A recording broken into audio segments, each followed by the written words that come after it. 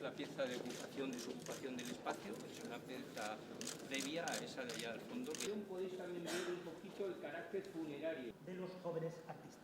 En cualquier...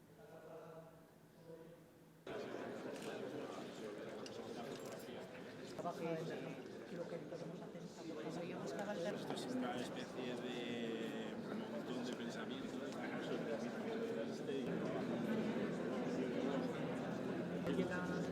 que se va moviendo.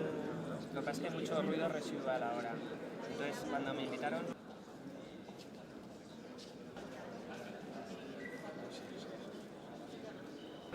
Claro, el proyecto está... Es como te dejó subir. Me siento muy comprometida con lo que significa este instituto. Un instituto que lo soñamos en los 90 y que lo podemos tener en el 2010. Y que si es posible hoy este centro es porque muchísima gente ha estado empujando precisamente para que Aragón se una al resto de comunidades autónomas y tengamos un centro para la creación para las jóvenes generaciones.